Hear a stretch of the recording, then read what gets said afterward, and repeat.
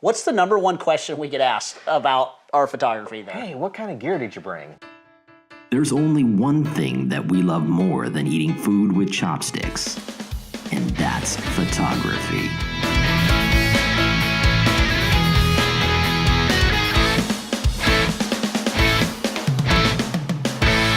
So, you know, Steve, over the years, we've done a lot of humanitarian projects. And matter of fact, we just got back from India. Yeah. From spending 20 days in India working with kids. What's the number one question we get asked about our photography there? Hey, what kind of gear did you bring? Yeah. I mean, every time we get that question, it's like, people know. I think it's getting to be more known, but it's one thing that we should probably mention. It's just traveling with photo gear has gotten incredibly complex because you're so limited. Especially international travel right now. You're limited on what you can bring. In fact, you know, most of the international airlines, anything that flies through the Middle East, so Dubai, Qatar, you know, Abu Dhabi, you've got to... You're limited to one bag. Yeah, that's not a bag plus a carry-on. It's one bag. One bag and 15 pounds, including the weight of the bag. Yeah. So first thing I'll say that we brought is we brought these killer bags by Lowepro. We did. They're called the Trekker 150. Super lightweight. So here's what's crazy about it, though. I saw that bag, and it was so tiny. But we opened it up, and it just was like a cavern. It was like, this fits in, this fits in, this... It was easy to put 15 pounds worth of gear in. So the bag itself weighs less than 2 pounds, right? Which is killer for a backpack. But we brought 2 camera bodies each. So we brought a Nikon. We're Nikon guys. Yep. But you brought a Sony and we brought a Fuji as well. So 2 mirrorless products as well. That's right. But all of our stills were all shot on Nikon cameras. They were. So, and basically 1 lens for each camera. But we also had our spider holsters. You know, this trip, we had both said, it's so nice to have this spider holster. To have that freedom to walk through crowds, knowing your camera's not swinging and hitting people. Well, I think it's because last time, we went to India 2 years ago to do the same project. Mark forgot his camera strap at home, right? And we're using our straps back then, which are great straps, but spider holster, hands down, is the way to go. But you forgot all your straps. And so we tried to find a camera strap, and here's Mark with we finally found a Nikon camera strap that was made for Barbie, I think. Because exactly, the thing was and my camera sat way up here on my neck. It was pretty funny, but that's a whole other point. But the spider holster, if you don't know about them, you should. If you do know about them, you should have one. If you have one, welcome to the club, because they are just great, great stuff. The Lowepro bag, fantastic walk-around bag. Love that bag. Yep. Mini Trekker 150. But I think that the biggest thing, like of course our cameras we brought, but the biggest thing for me is what's right in front of me. That's right. Is this Tamron 24-70 G2 lens, right? Which we both this year had on our cameras. Yeah, this is what we chose to bring as our camera, and really is because it has got to be one of the sharpest lenses out there. And people are always talking about primes, right? Prime, which I have no problem. We both shoot with primes. We do. There's reasons to shoot primes once in a while. But I'm finding it harder to figure out that reason. Yeah. Like why shoot primes? When you have something like this, like I'm not a pixel peeper, but I still like to peep every once in a while. Yeah. I'm a peeping Tom with the pixel, but when I pixel peep on a good quality body like an 810 or 850 or even a 750, like this thing is as sharp as a sushi knife. I mean, it's really, really sharp. Yeah, you just go, how could it be sharper? I don't know. And this thing, let me tell you the stuff that I like about it. Okay. So, I was having trouble spitting it out. I know. But there's like 10 things, but the 2 big reasons that I purchased this lens this year, and again, yes, we both purchased these lenses in the last year, it was weather sealing. Yep. You know, when we're out on location.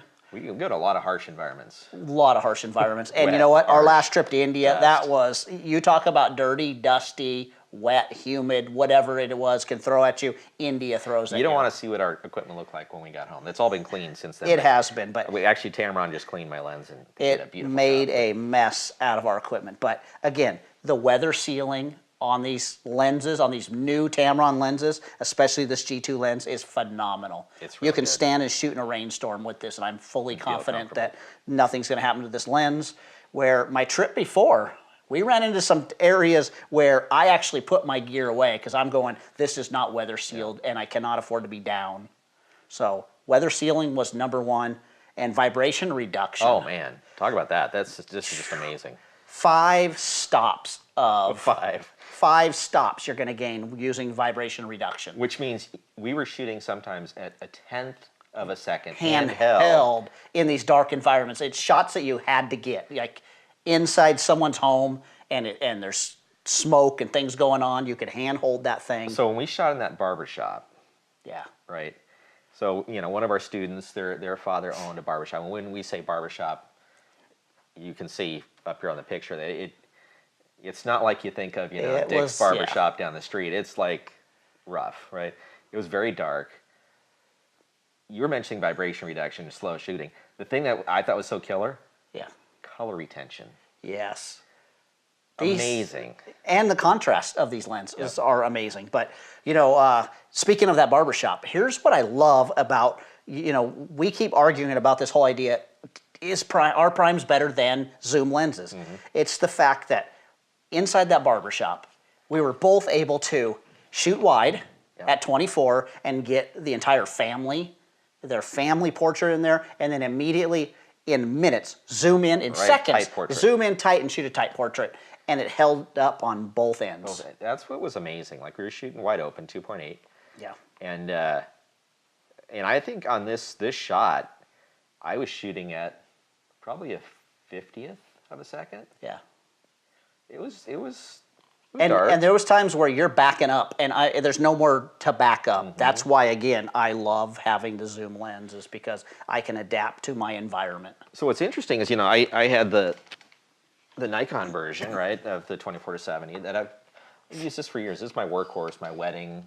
And that was the one you basically destroyed in India last time. Yeah, and this one's really tight on the focus now. But the thing that I was blown away when I got this, and I got this because of the value of it, right? The pricing is half the price of the Nikon. Yep.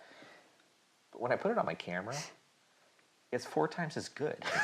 Like the picture quality, and it's not just because this has been well used and maybe it needs an adjustment, but you're talking about contrast, superior, color retention, superior, vibration reduction, superior, barrel distortion, superior. Yep. And you and I have been in a lot of camera stores. I mean, a lot of camera stores. And every time we've been in a camera store, the owner or the manager of that store, when we talk to them about lenses, go, take a look at Tamron. Tamron's the easiest company to deal with. We're starting to sound like a Tamron commercial. Yeah, exactly.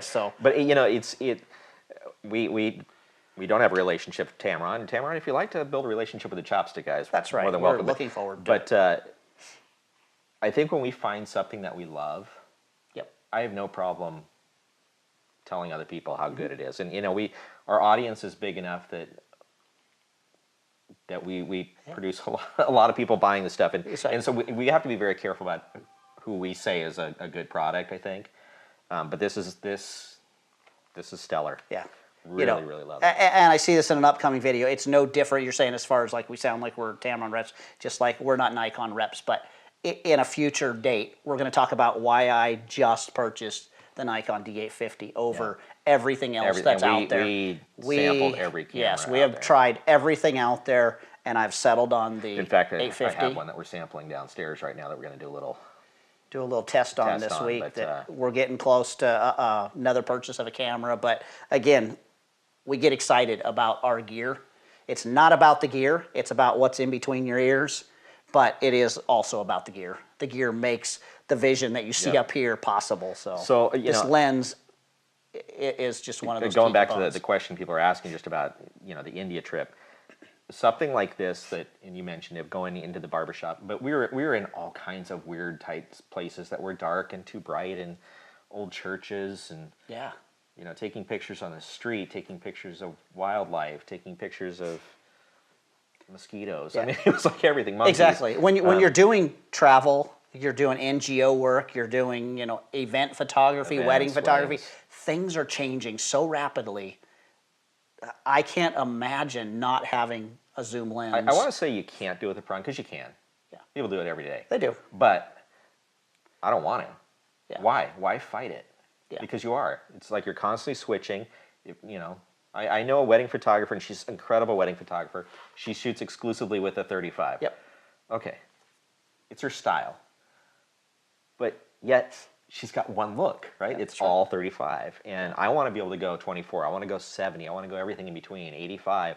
This offers that capability. Yeah. And again, it sounds like we're really down on primes. I love my 85 1.4. So let me ask you this. I use it all the time. Okay, did you that is your favorite lens? Favorite lens. Hands down, Yeah. 85 1.4 because of that creamy bokeh.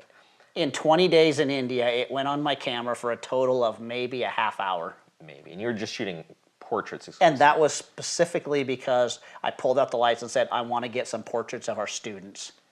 But apart from that, there was days, remember we said, let's get some portraits today? I started shooting with this 24-70 and found no reason to switch. That was my question, is did you miss not shooting at 1.4? No. There, stylistically, I like shooting portraits at 1.4, but did I miss it? No. And to most people enjoying those images, they're not going to go, oh, that could have been shallower depth of field. And for the most part, I'm ahead of the game by shooting at a 2.8 versus over a 1.4 because suddenly now I've got both eyes in focus. I've got just a lot more give and take. And 2.8, pretty shallow. And I'll tell you, everybody's concerned about bokeh, the bokeh on this lens. That's nice. You know, when we got back, we led a workshop in. It's not 1.4. It is not, but we led a workshop in San Francisco with some ballerinas, and we got into one alleyway that one of the ballerinas was done, and she was leaning on the wall, and it was like, don't move. I had nothing with me other than the 24-70 because we were getting them jumping. I just racked it into 70 at a 2.8 and shot that picture. And again, I think the bokeh is just as nice. What happened during that point, though? Do you remember? No. So you're shooting, and I'm like, oh, the guy's coming down the stairs. Of course, right? yeah. So like the guy starts this old, and he turned out he was 93. You were shooting her in the doorway. Yes. I got done, and you were like, "Come over the doorway." She's standing in the doorway, and you're framing up nice. You were holding my light at that point. I'm like, Mark, grab the light, bring it over, because I saw this guy coming down the stairs, and I knew he was going to pop out. And right you're going, Lily, don't move, just whatever happens till I tell you. And then we had her up in the air, and this old guy that was. He was 98 years old. He said, I'm 98. He like peeks around. Perfect timing. Yeah.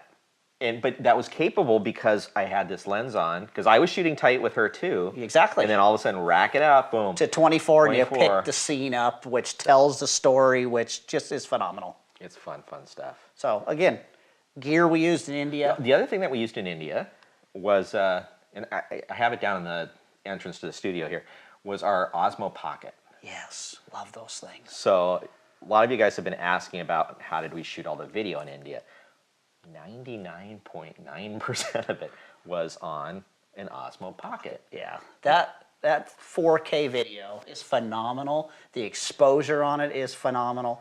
And hands down, just the gimbal, how it works is just easy. So, you know, India is very photo friendly. A lot of these countries are. But you still sometimes are in areas that you don't necessarily want to bring out a video camera. Yep. The cool thing about the pocket being only 5 inches tall, is I could stand there with my arms crossed, have the pocket in my hand here, and just be filming. You had this like the size of Literally, a quarter sticking up above an inch your over arm. my elbow.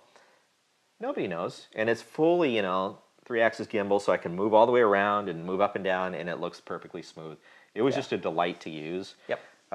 Video quality is great. The audio, which some people had complained about on the first firmware version, they fixed all the audio. That audio is fantastic. It's great. We're just in love with these things. So, in fact, we just bought another one. We liked it so much, so we now can do it two-handed. That's right. Good stuff. So, that's kind of what we brought to India. Yep. And if you have any questions, go ahead and ask. You can ask in the comments section below. We're happy to answer anything. We've done enough of these trips now that I think we've got it kind of dialed in. So we don't have it perfected, but it is more dialed in. So if you do have questions about travel, airplane travel with batteries, all that, we got all that down. Give you our best guess. Absolutely. So like always, we ask that you like and subscribe, and don't forget, Say say sushi. sushi.